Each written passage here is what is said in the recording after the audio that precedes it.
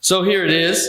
It says that in verse 3 of chapter 28, Paul gathered a pile of brushwood, and as he put it on the fire, a viper, driven out by the heat, fastened itself on his hand. And then it says in verse 5 and 6, but Paul shook the snake off into the fire, and he suffered no ill effects. Here's what I mean by when a situation is bad and you think it can't get any worse, is when you're floating to the shore and you've been shipwrecked, and then you set a fire and then you get bit by a viper. At some point, you're probably thinking, what is going on? How can it get any worse? A viper just bit me. We turn inwardly a lot of times. We think, oh, it can't possibly get worse, and then another bottom falls out. It happens all the time. But what did God do through the snake bite? When the chief saw that there was no ill effects, and the people saw that Paul did not fall over, but God cured him and God delivered him from the snake bite, they gave their hearts to Christ. What did they do? They started bringing all their sick.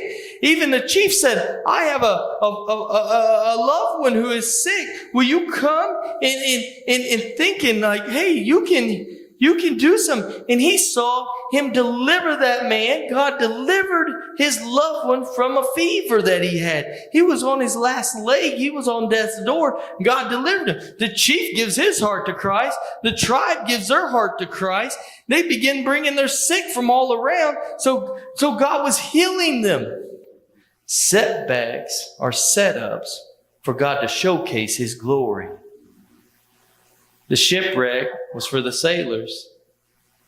The snake bite was for the island of Malta. If it wasn't for the snake bite, they might not believe.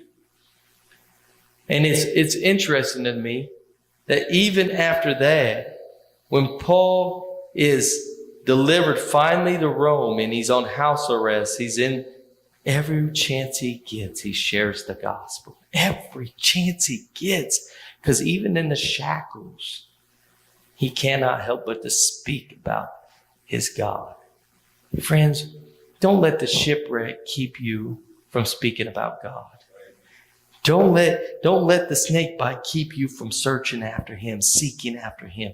Don't let the shackles discourage you to the point of despair when you say there is no way out. I'm unfairly treated. I'm here in this place. No, I'm here, and I'm going to bloom where the Lord has planted me. He has me here for a purpose, for a reason. I know that his promises will come to pass. God, may you sing your praises. Will you show the world what a great and mighty God you are? He's going to reveal in me who he is.